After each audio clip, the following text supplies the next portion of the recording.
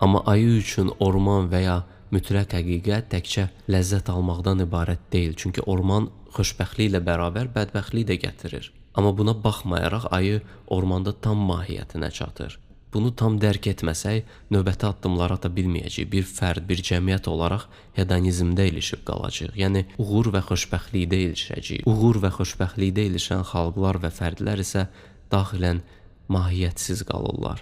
Belə insanların xoşbəxtliyi tez olur. Endorfin orqazmına çox tez çatırlar. Məsələn, intellektual, ağıllı bir insanı güldürmək üçün incə bir yumor olmalıdır. Xüsusi bir zövq olmalıdır tamaşada ya filmdə, yəni bir əziyyət çəkilməlidir. Axmaq adamı isə güldürmək üçün bir kişiyə arvad paltarı geyindir, səhnədə yıxılsın, hamısı ağzını ayırıb meymun kimi hırıldayacaq.